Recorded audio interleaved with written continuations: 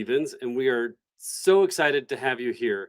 We'll be your hosts for today's conversation about how to navigate US ed tech. And I'm just so pleased to be here with Verlan and with all of you. Verlan, how are you? I'm doing great, Jim. Excited to be here as well. Love doing these the webinars like this Yeah. and Oh my gosh. helping. So fun, so fun. So we're going to take you through in just under an hour, um, really painting a picture of what the U.S. ed tech market looks like from a couple of interesting points of view. There's really endless hours we could spend talking about all the ins and outs and the nuances of this market. But today we're going to just paint a picture so you get oriented to the market and who's involved in it and how to start establishing your presence in this.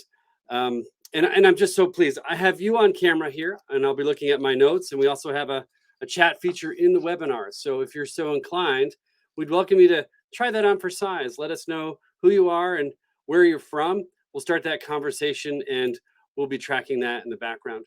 You'll see two other names up on the screen, Allie and Marla. They're supporting us on the back end to make sure everything goes smoothly. Thank you, Allie and Marla. And Verlin, while we were getting ready to let people in, I noted that not only do we have a number of folks from the US, coast to coast, so I'm in Pennsylvania, you're in Colorado. We've got attendees from California, Texas, New Jersey, New York, a wide range of states. And as was the goal setting out, we've got at least these countries represented: Finland, Germany, United Kingdom, Argentina, Croatia, Slovenia, Estonia, and Denmark. And that's just the ones I captured before starting off this presentation. So what that tells me is that there's a global interest in how to navigate US ed tech. And I'm so excited you're all here. Thanks so much. Like I said, if you're interested, tell us who you are, where you're from. And of course, if along the way you have any questions, let us know. All right. So with that, who are we anyway? And what are we going to cover? Let's start with that. We're going to start with the scope and the size of the US market. It's a big market. And as I say later on in this document, it's really big. But what we want you to understand beyond just the fact that it's big is what's happening in terms of the size and composition and the trends in this market. And if you get that right, you'll be able to identify future customers with a higher degree of confidence. It's really important. And to do that, you have to understand the changes that are taking place because they will impact your strategy and your on the ground tactical planning. And then Verlin, who is literally the expert in all things data, is going to give us a lot of insights about why these numbers matter and how we're going to make them work for you. So as I said before, am Jim McVety. I'm the managing partner of a group called First Step Advisors, and we've started this Navigate US EdTech service in support of those companies, those organizations that want to enter into the US. And our partner is Agile Marketing. Verlin, would you care to introduce yourself? Hi, I'm Verlan Stephens. I'm one of the co-founders and managing partners at Agile Education Marketing. I'm also the CIO. I head up all of our data compilation teams. And that's really my expertise and background is the building and compilation of large data sets. And certainly the US education space qualifies, in my opinion, as a large data set. Yeah, that might be an understatement for sure. And it's so fun to see the chat. Thanks, everyone. I'm tracking. Some of you are in your home office, like me, in your corporate office, like Verlin. A few of you are on the train, even. So we're so happy you're here. Feel free to drop your questions, and we'll do our best to at least two of you are on the train. So we're so excited you're here. Thanks for riding along with us. Let's talk about just briefly some of the stats. So you mentioned, Verlin, it's a big market. And of course, it's a big spending market. So we're talking in the trillions in terms of US dollars, and it continues to grow. And we're going to unpack that growth and what those drivers are in just a minute, because what we have found is that it's historically a very resilient market. So one thing that's really fun is I observe some of the global markets in Europe, Middle East and North Africa, and Latin America. Those markets are growing pretty rapidly and they're maturing and getting very sophisticated very fast. And I think what you'll find is that those markets, like the US, are historically very resilient. And Verlin, you've been in the space for a long time. And would you concur it's a resilient space? It absolutely is. I think that, at the end of the day, the funding and things, education is held with high importance in the US. And so at the end of the day, funding challenges and things get met. It's a very resilient market. You still have to educate children, and that's just the reality of it. It is very resilient, Jim. Yeah, it is. And we continue to see increased enrollment, although that enrollment is changing on some level. And we think some of the other drivers of this market is especially for you folks who I see introducing yourselves in the chat section from a dozen countries at this point. There is a growing acceptance of digital first education. And I think that in some ways has lowered the bar or lowered the barrier to entry to participate in this market. Now, in the post-pandemic era, the sustained focus on learning and recovery is really important, and that's driving demand for a wide range of services, and companies have had to diversify to meet those demands. And of course, we're facing a lot of pressure on the teaching workforce and on the administrative workforce. So that means we have to drive innovation. But Verlin, just to echo a point you made, no matter the economic status writ large, kids still got to go to school, and teachers still have to teach. So we're pretty excited. And I've been in this space now for 25 years, and I'm just as excited about its growth potential as I was all those years ago. Because the market is not only resilient, it's really big. So sometimes when we talk about the US market, it is one large market. It's also 50 smaller markets. And I believe some of this data is derived from Agile, from your group, Verlin. And I bet you have a lot of companies coming to you to focus on these particular states, don't you? Absolutely. There's always a focus on the big states. And it's one of the things to really understand about the US market is it's still, education is still fundamentally a state initiative. And there's state standards. There's 50 different ones. Well, 52. You have, Washington, D.C. and Puerto Rico as well as. So, everyone has their own standards. They have their own testing. They have their own, requirements. And so that's one of the real challenges here is it's not by any means something that's pretty uniform or that there's common standards. That just isn't the case for the most part. And so you really have to understand, depending on the product, what the state standards, what is their, what does that look like in those individual states? Not only just kind of the size and makeup, you can see from this one, the number of schools and districts in some of these states is a big number. It's a huge number. In my notes here, it's almost overwhelming because sometimes we have states, just one out of 52 individual markets. Some of those outsize the entire country that a market might represent in some of the global regions I just mentioned, and that are represented here on the call today. So I noted, in addition to the companies I cited earlier, we've had Italy join and someone from the Czech Republic. We're so glad you're here. Thank you. And I imagine if you look at the number of students in Texas, for example, 5 million students. In California, closer to 6 million. And in Florida, you have 2.8 million. Now, Florida is interesting, as are some of these districts, because, it's such a wide variety. And we're going to look at some of the numbers here. But in Florida, you might have, well, let's take this, for example. In New York State, which has over 2 million students, there's hundreds and hundreds of local school districts. Some of those might be just a few hundred kids. Now you go to Florida, which is, overall population a little bit bigger, but not order of magnitude that much.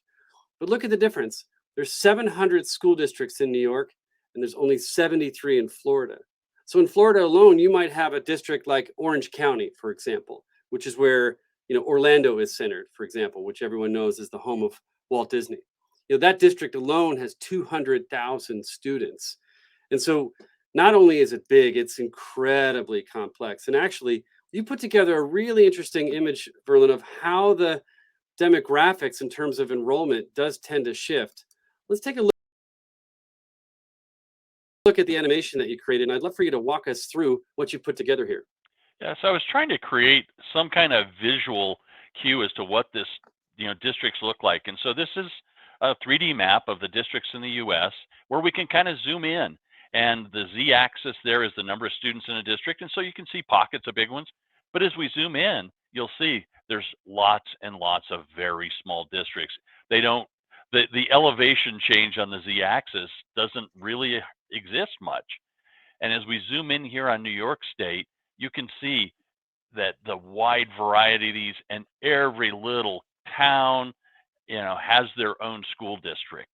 And these are just regular school districts in the US. There are lots of other education entities, but it really, gives you an opportunity to get a feel for what that looks like in terms of, you know, how do you deal with a district that's got nearly 1 million students and one that has 200 students?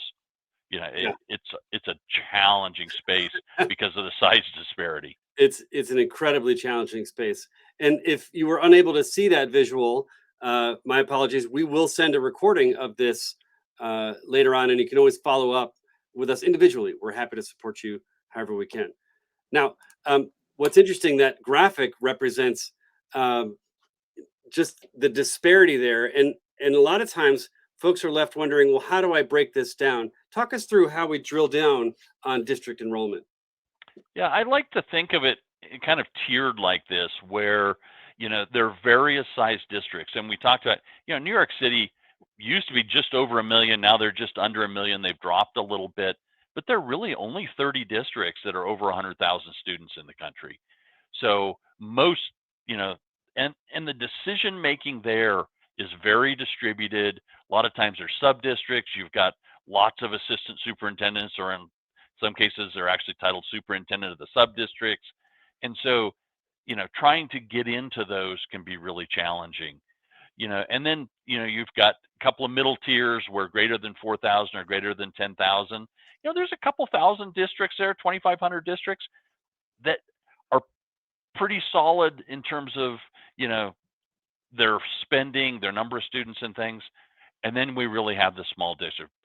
About of the 16,000 school districts, we can see here that 13,000 of them are less than 100 or less than 1,500 students.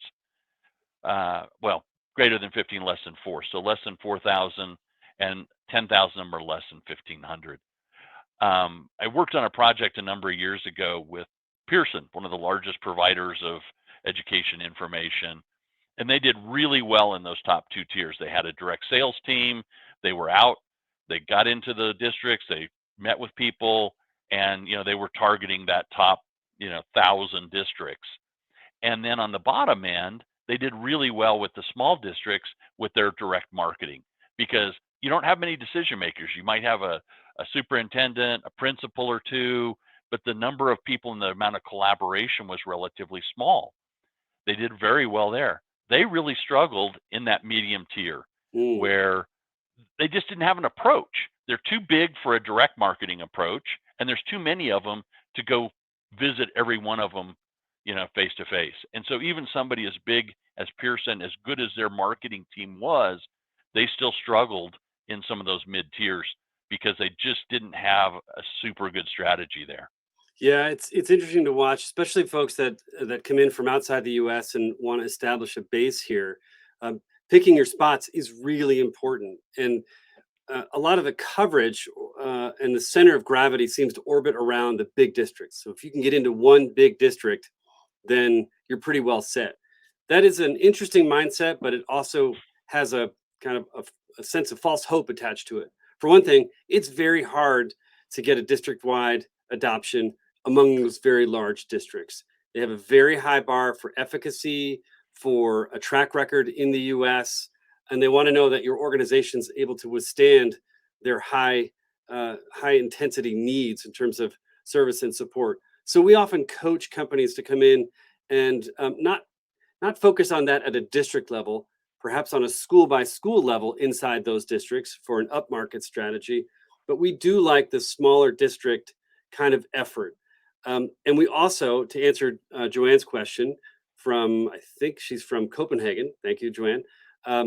You're asking about, is it better to start on a national level, like a nationwide basis, or just hone in on a few states? And I would say personally, we've seen better success when folks pick their states, when they've done work to say align to standards, for example, because there is no common adoption. Even though there's common core, there's no common adoption of a set of standards.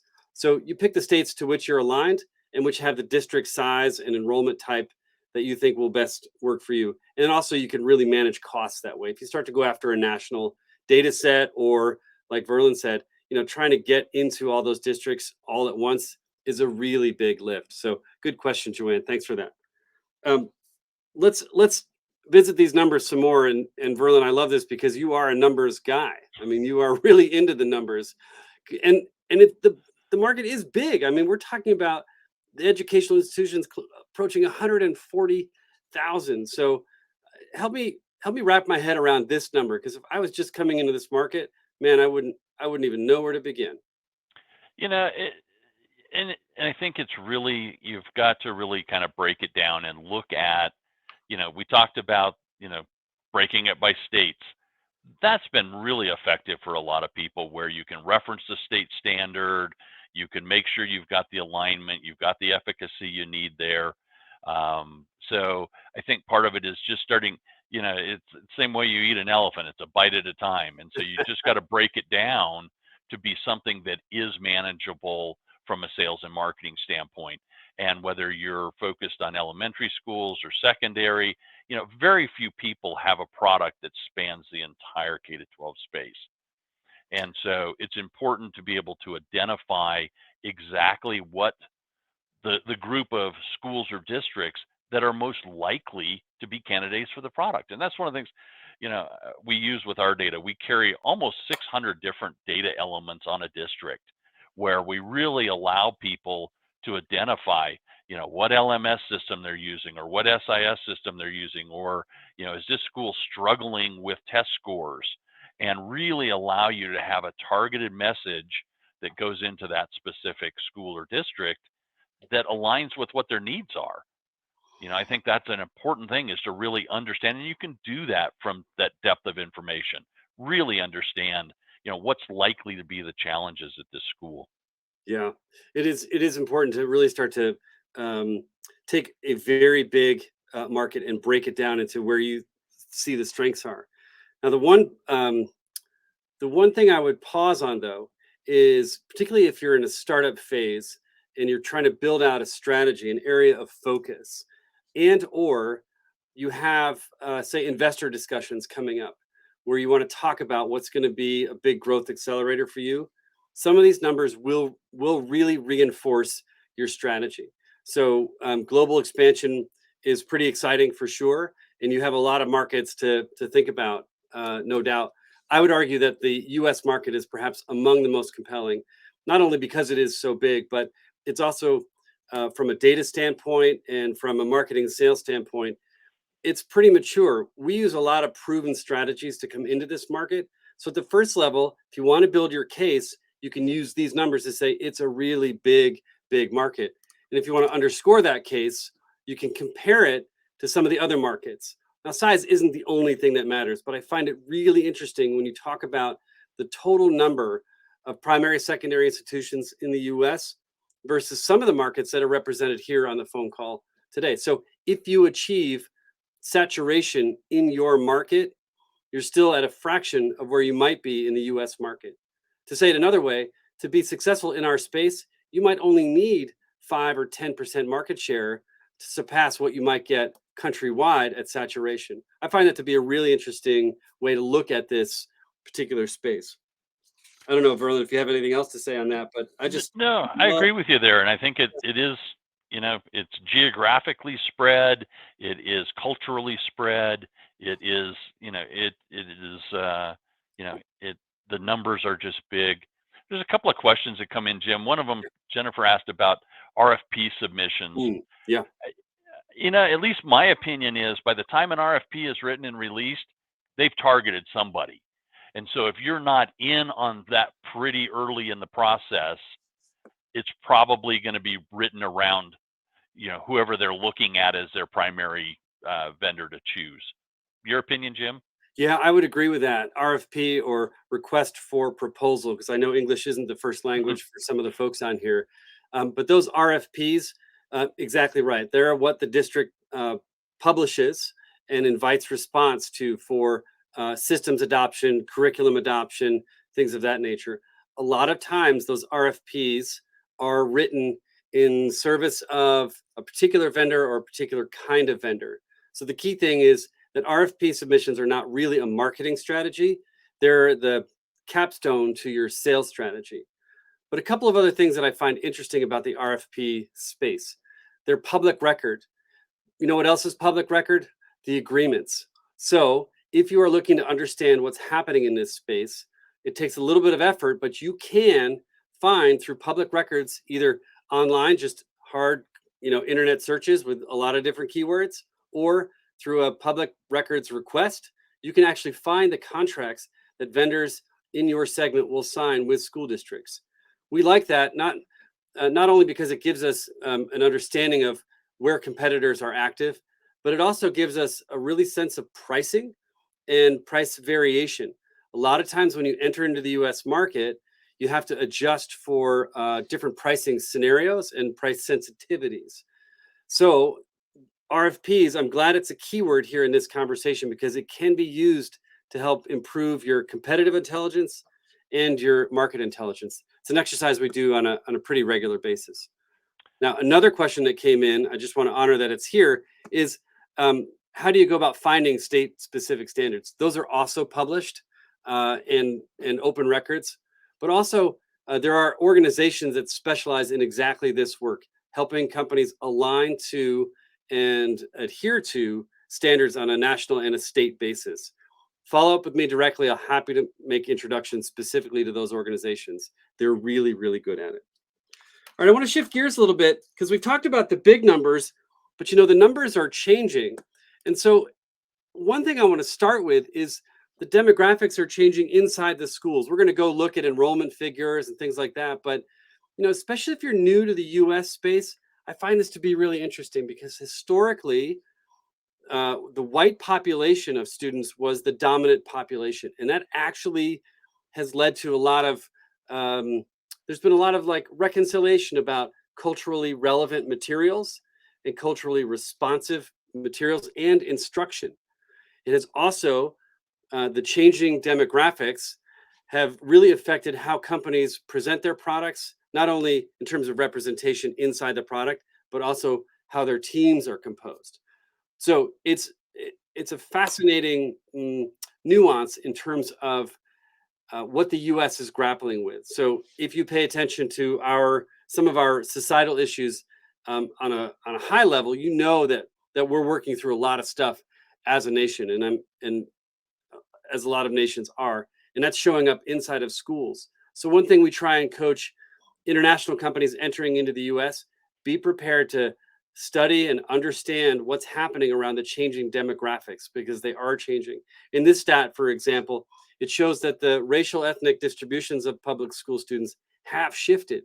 So where it was pretty common to find historically the white population being the highest population, it's really starting to balance out, not just in urban settings and not just in particular regions, but across the country. So I find that to be a pretty important backdrop as we look at now some of the numbers. So take us through some of the numbers, Verlan. Average school size, for example, and how that varies given on where you are in the country or in the school type. Yeah, there's certainly no doubt that we see ranges there. We can see, um, the majority of students are really in the suburban areas. Our average public school enrollment at 529, and it varies anywhere. I think I looked the other day, the smallest schools in the country have somewhere between 1 and 3 students. Really? Yeah. That's Well, amazing. you've got a ranch school in Montana, Mm. and the kids from the 2 neighboring ranches come over to be schooled, and they have, 1 educator and 3 students. They have a great student to teacher ratio. That's right. Uh, and yet, we've got others. I went to a high school that had nearly 4,000 students in it.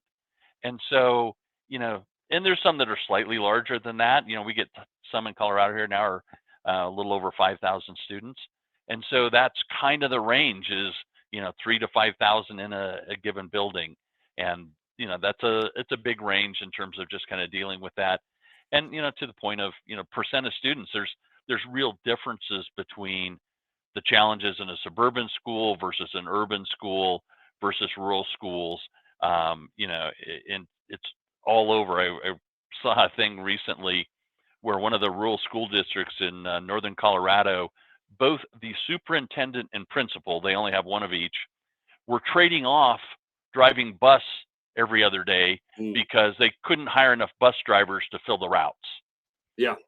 Yeah, that's So, you phenomenal. know, Yeah. and so, those small ones, they're wearing a lot of hats, including driving the bus to school in the morning. So, Yeah, yeah. you know, Little side note, in my little museum of children's artwork, I have a little bus right there because this sounds strange, but like a lot of communities across the country, my school district, where I have 3 kids in public school, is short on bus drivers.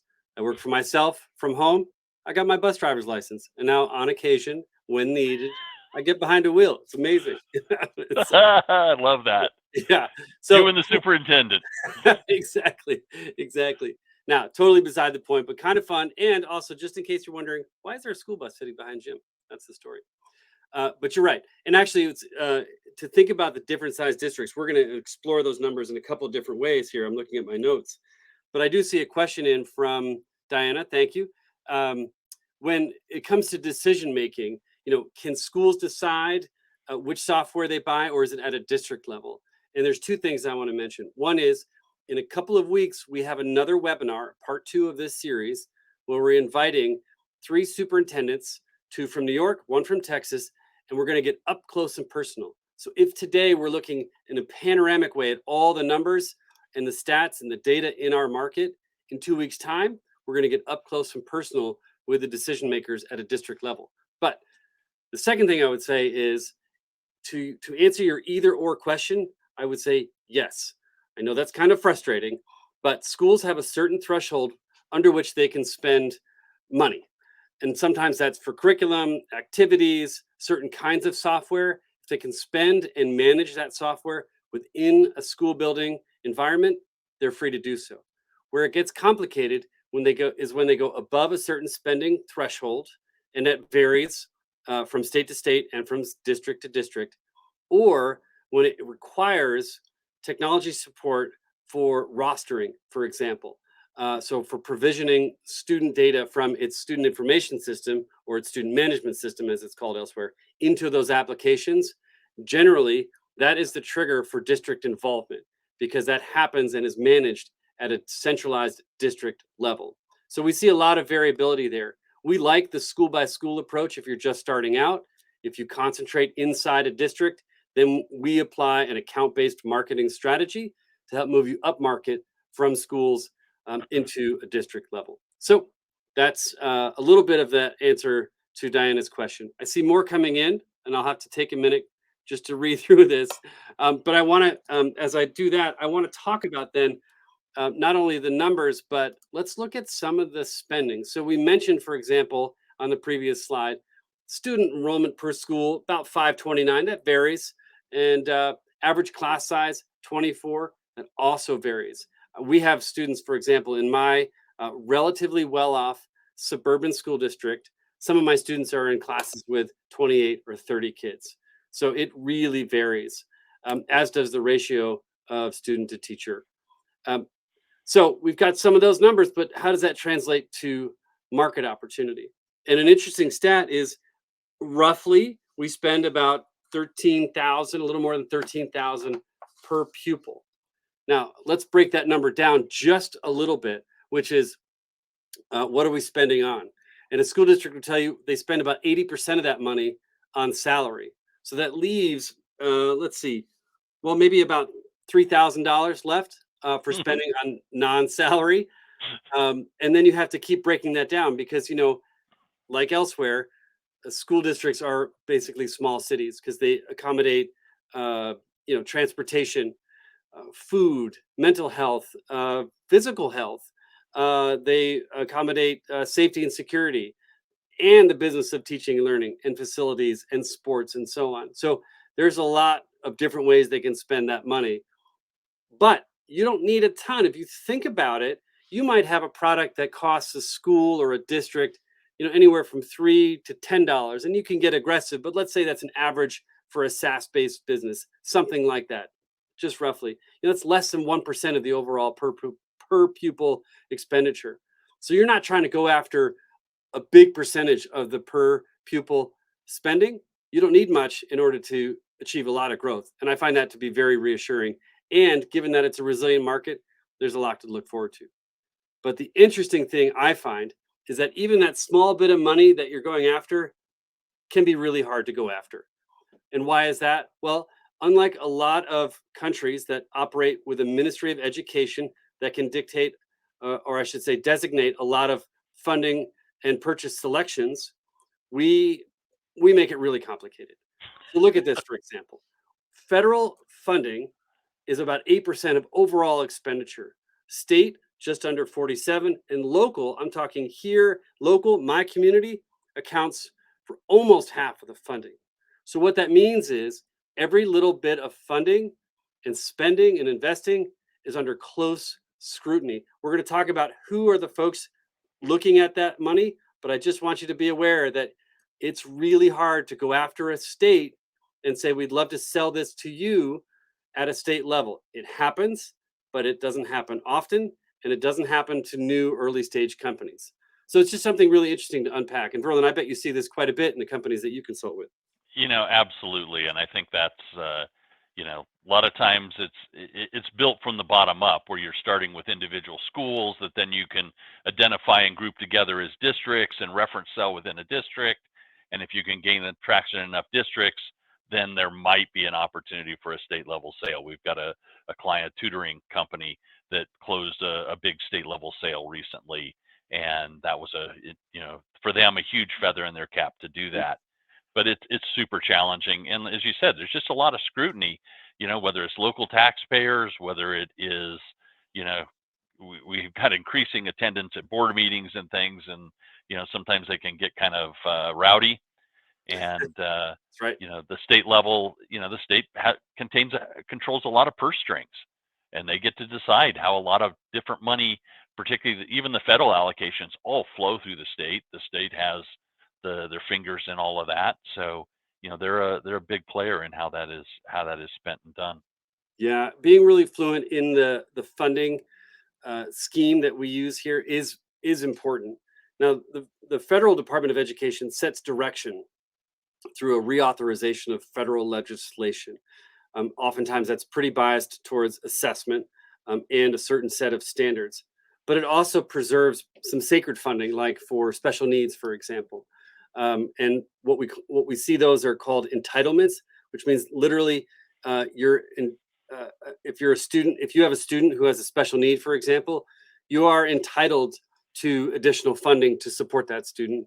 And in turn, the school and the district are obligated to use that funding in support of those kids. So it's an important sacred set of money. It's also a decent market opportunity. But either way, that funding flows through the state and down to the local level. That's why it's really important to understand how these things are organized.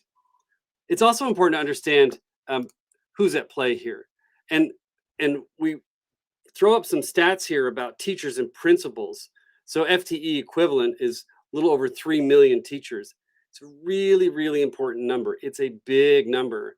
But another important number is the 90,000. So there are public school principals. And to the question before about, can you buy at a school or a district level? I think principals sometimes are undervalued in the important role they play to advocate for solutions, both that they can purchase or that they can influence heading up to the school district level purchase. Verlin, any comments there? Yeah, and depending on the district, there was a big change a few years ago. Chicago took a pretty sizable percentage of their budget and pushed it down to the school buildings, and they decided that site-based purchasing was really more effective than it was at the district level, and giving those principals more control over the budget, ultimately was yielding better results. And so, there are certainly local initiatives that push the needle even further that direction.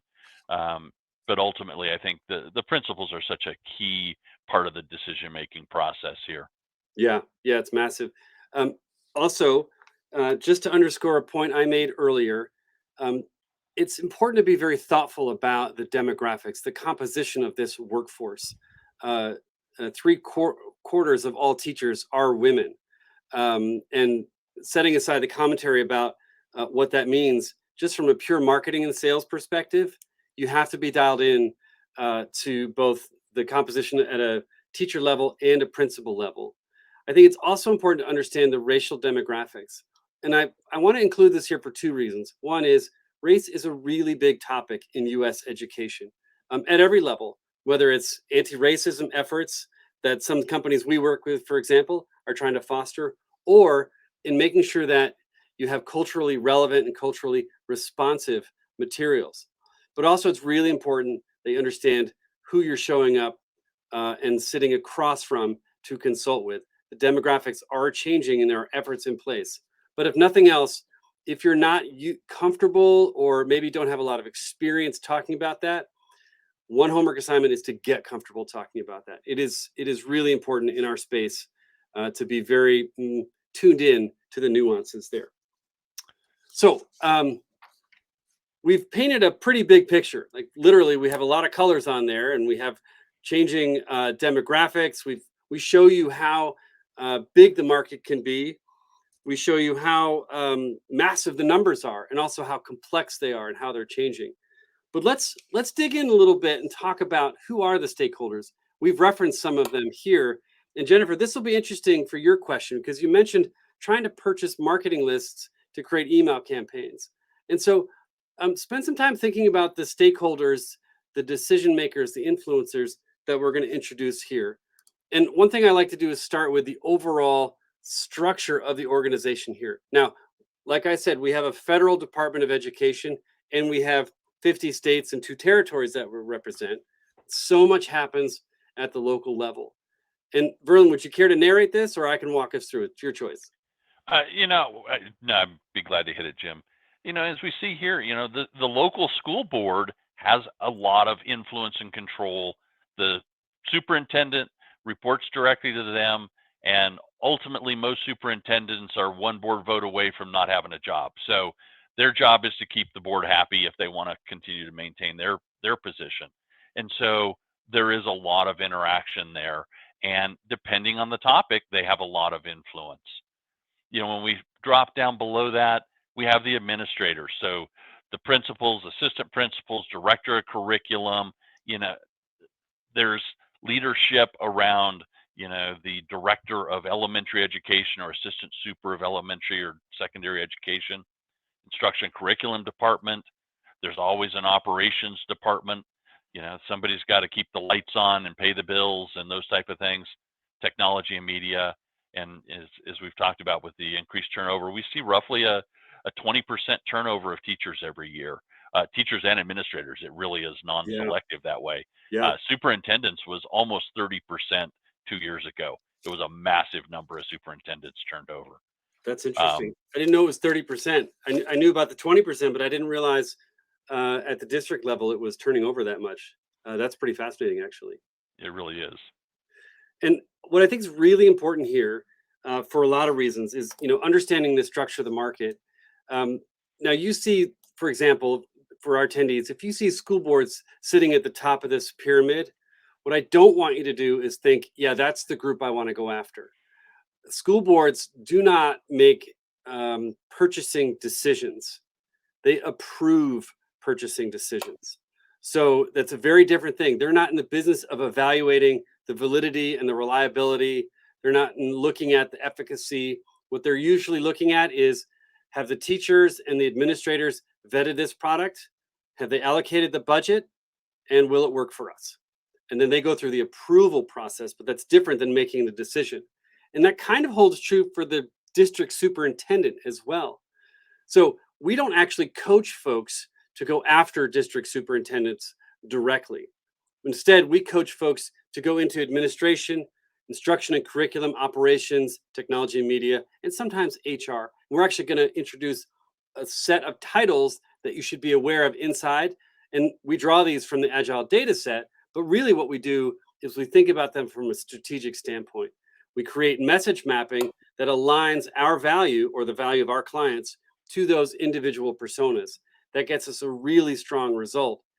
And the other thing we do, which is really interesting, if you take this back to your teams, you start to figure out language that, say, a curriculum instruction leader can use to then influence that superintendent. So let's talk about, for example, the different departments in here. Take a look at the administration. We have a listing here of decision makers and influencers.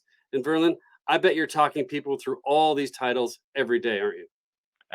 Absolutely. And there's a lot of, in it, back to our thing about the size of the district. If you're in a very small district, you probably have a superintendent and a business manager and a food service director, food service manager, and a transportation person. They can be a four-person district is not unusual from an administrative. But if you're a larger district, um, one of our local school districts here that I actually live in Boulder Valley School District, they have over 100 people at the district level that we track and are part of our data set. 30,000 students, they've got 100 administrators. And as you get bigger, your job titles get more and more specific and you're more and more focused. You might be responsible for social studies curriculum, or you might be Mm. responsible for math or after school tutoring. Whereas in a smaller district, principal or superintendent is going to be handling a much larger piece of that. So, Yeah, that is true. It's important, like you said, to understand that not all districts, most school districts will be organized along these lines. But then when you get in, depending on size, metro status, region, they will be composed of different titles. Take a look, for example, of instruction and curriculum. You have decision makers and influencers. There's so many titles. It's kind of mind blowing if you really think about this and say, well, where do I start? How do you coach folks through this, Verlin? we have we really have a great team here. Our account management team works with clients day in, day out to help with that exact process. We take a very hands-on approach to it, where we try and understand what their needs are, and we craft a custom solution that says, great, you're trying to get after these, here are the titles that we would recommend that would be in that category, that would, depending on the size of the district, that would map to that particular need. And so we do it with a very high touch kind of process. It's really important to think about from a marketing standpoint, who are the personas you're going after. Some of these will be clusters. So if you're a literacy company, for example, if you're math, if you're in say some form of teacher efficacy work, you will create clusters of titles. But what we really like to think about is, well, what are the pain points and the motivations across these titles? So, for example, if we go through some of these other areas, I'm going to come back to that message map idea. Take a look at operations, for example. There's oftentimes a chief operating officer, an assistant superintendent is another title in charge of operations, director, coordinator. Um, there's also a business and finance role that can be pretty important from a procurement standpoint. Let's take a look, for example, at technology and media. You've got tech directors. Now they're in charge of like making the infrastructure work. So your SIS, your data warehouse and analytics, your safety and security integrations, for example. Then you've also got the media side. So if you're adopting a video platform or a reference resource or something of that nature, they all tend to overlap and get intertwined. I'm going to move us through this next one, HR, which I always find kind of interesting because sometimes they're in charge of professional development. We talked before about the turnover level at 20% for teachers and sometimes reaching 30% for superintendents. This is a big deal. So if you can make a valid and reliable argument that the thing you do will help keep teachers in the classroom and help keep admins in the central office and administrators in their offices, you're going to start to resonate not only with these other titles, you're going to start to resonate with HR, and they could have a sneaky amount of influence here. So one thing we like to do is we talk, let's say, about our value to an assistant superintendent. What we want to do is make sure that we know what are their pain points, what are the things that motivate them. At this level, it often includes student outcomes, which is true across every department, but they're also thinking hard about budget and they're thinking hard about logistics. Like, can I fit this in to the school day is this going to be met as just yet another thing that a teacher has to do? So if they feel like they believe in it, we have to give them language then that they can use to internally influence the folks in curriculum and instruction. Now, reverse that a little bit. If you have a wonderful math product, an amazing STEM, and a compelling gaming application, something that's subject specific, you can win hearts and minds inside this group. But what you have to do is help them in turn win over the decision makers in operations and the influencers in technology and media. So when we think about our value proposition with the companies we work with, we don't narrow in exclusively on one title. We start to think about how we impact all titles and how internally they can impact each other. It's a fascinating space to be in. It's really important to understand not only who you're selling to, but who's involved in making that purchase.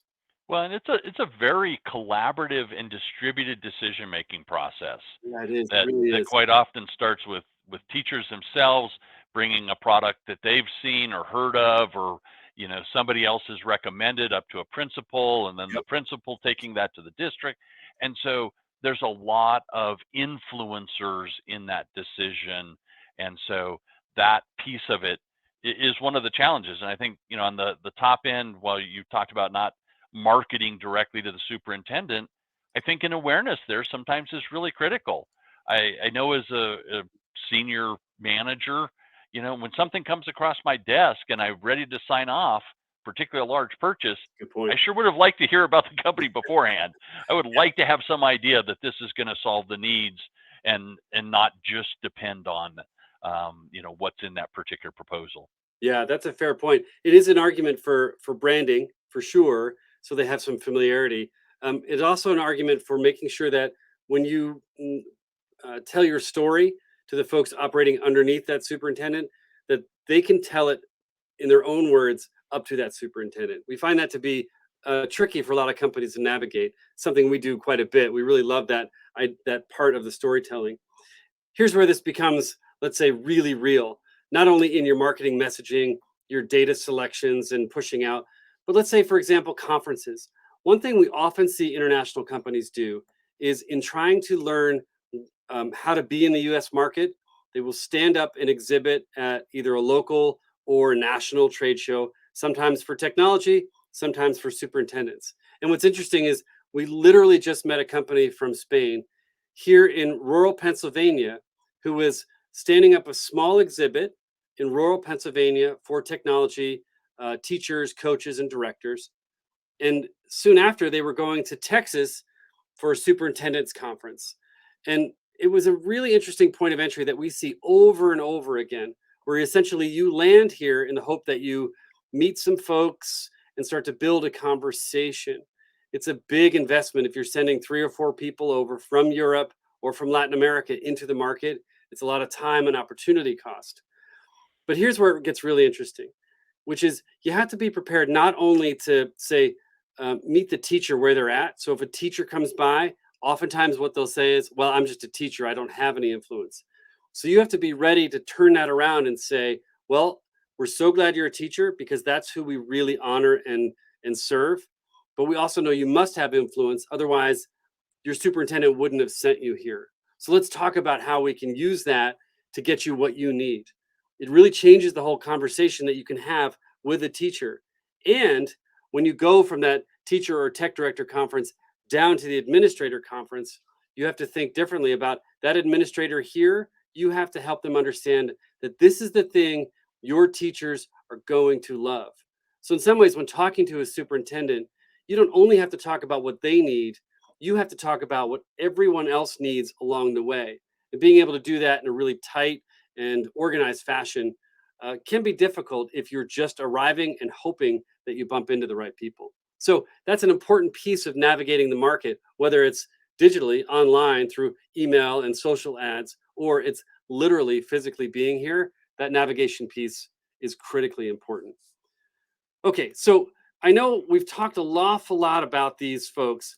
What we need to figure out is, well, how do we use the data that we've talked about, these big numbers and these roles that we're talking about, the decision makers and the influencers, Verlin, how do you use that data? Because that question actually came up here to really inform your go-to-market strategy because everything's changing all the time. You know, there's a in a couple of the questions that have come up, there was and one of the things that's come up a couple of times is questions around email marketing. And I think one of the things that we've seen dramatic success in is expanding that thinking to include digital advertising, social advertising, whether it's Google ads driven by a very targeted audience or social ads driven by a very targeted audience. There are there are real barriers to getting emails into inboxes, and it's increasingly challenging to get past the spam filters and get that message in there. And so we find it's really critical to think about it as, you know, uh, as part of a multi-channel strategy there, not just email, but beyond that, using those other mediums there. And we've had really good success with that. And it just reaches that broader audience. And even in the ones you can get an email through to, it reinforces it. I see now on my Facebook feed an increasing number of education companies advertising there, and they're doing it because it pays off. Mm. And so we've certainly seen a good payoff there. Anna asked a question about, the updating process, and we always recommend to our clients to update on at least every 30 days.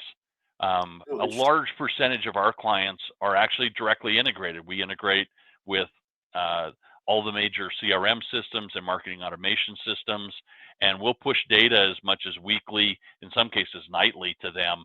We're uh, during a main teacher rostering, we're updating 250, 300,000 individuals in a week. And so there's a lot of churn during particular periods of time. We're also we remove hard bounces and things as we do email campaigns. And so we're pulling off anywhere from 15 to 30,000, 40,000 emails in a week. So, it does take a refresh that's on a pretty frequent basis, and particularly looking towards, an integrated solution there. Yeah, we often find that the integration is as important as the size and scope of your data set. Meaning, you don't have to go. We talked about 3 million teachers, 138,000 institutions, 90,000 principals. If you're not careful, those costs go very high, very fast. So I think it's much as anything, it's important to get your strategy right in terms of how you use your data, and then you can always build from there. So making sure your integrations are really good, your naming conventions, your campaign structure, and then what you can do is you can focus on 3 or 4 states. Now it might be New York and California, Texas, Florida, but it could also be some other states in the Northeast, for example. I like states like Massachusetts. I like the Mid-Atlantic region, as we call it, the Carolinas, North and South Carolina. Georgia, very interesting because it's got a mix of big and small districts. The Midwest, it stretches out a little bit. So you've got big states with a lot of small districts, but you can get some movement there. So for those of you wondering at home, like, gosh, if I got to do this data thing and I have to do it for 1 million records, it's going to be cost prohibitive. That's not the case. If you get the strategy right, you can always build incrementally from there, even as you refresh it on an ongoing basis.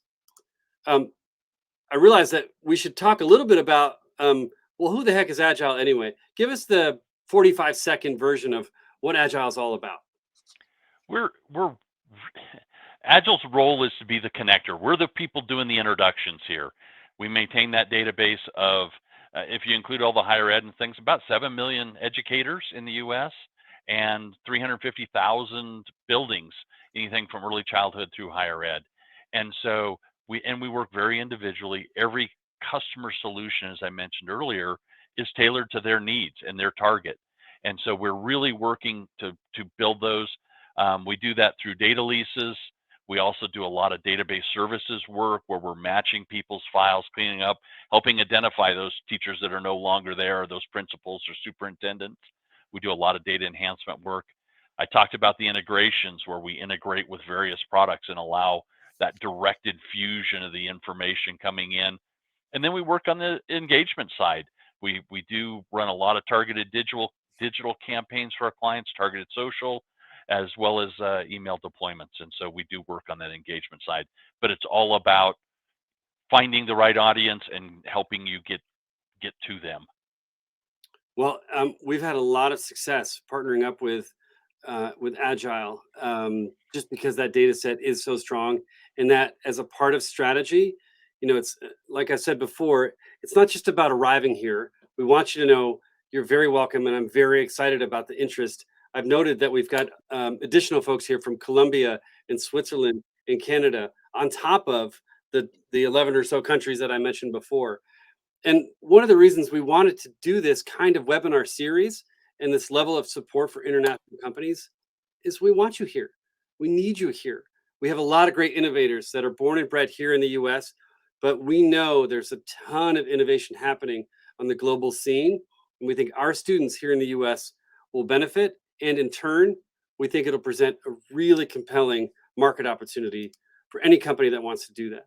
Now, if you'd like to inform that market opportunity just a little bit more, as I referenced earlier, we have a webinar coming up in 2 weeks that I think will help ground all of the big data, the big picture stuff that we talked about today. I think it will help ground it a little bit. We've got 3 superintendents, including Dr. Barbara Mullen, who worked in Cambridge, just outside of Boston, Massachusetts, and has just recently been appointed a superintendent in upstate New York, one of those 500 plus, no, 700 plus districts that are in that state. We've got Matt Cole, who's recently retired superintendent and is now an advisor to companies and school districts around the country. And then Dwayne Wilkins, who runs Early ISD. Early is the name, yes. And ISD stands for Independent School District. It's just another one of those quirky naming conventions that the US has. So it might be a consolidated school district in one state, a unified school district in another, or an independent school district in yet another. There's so many ways that we talk about education in the US that it can be a little bit confusing. That's why we're here, is to help you navigate that space in a fulsome way. So there's a QR code. If you want to register, you're very welcome. And yes, we will send this recording out to those of you who participated. And we invite any questions, any final thoughts that you might have, feel free to drop them in the chat. Otherwise, Verlan, any closing comments for our guests from around the world here today? Like I said at the beginning, we're just excited to be able to present information to help educate folks. We've done a very similar webinar to this at ASU GSV pre-conference that was really well attended. It's always just hard to kind of get your arms around this market, and I think love to be able to do these kind of informative webinars, and then team up with people like First Step Advisors to help them take that ball and carry it with hand in hand, partner with these people to help navigate that complexity. And navigating that complexity is key. I appreciate some of the thank you notes that people are dropping in and some of the follow-up questions. We have just a couple, maybe 60 seconds. I'll indulge a quick lightning round response, but then I invite you to follow up with us directly. If you have any questions, you can find us here, either online, send us an email, find us on LinkedIn. We're very happy to keep the conversation going. Now, to that question about can you get a district, or rather a state, to make a purchase, you can eventually. It's not the place to start. Start on the ground at school and small district level, build your way up from there, get that credibility, and the states just might follow. There are places to go for grant information in the US. Follow up with me directly and I'll point you to them. In the meantime, though, please come join us either on a future webinar, at a future conference, or anytime that you're interested in learning more about the US space. We love it here and we'd love to have you here with us. Thanks so much for joining us today, and we'll see you again. Thanks, everyone.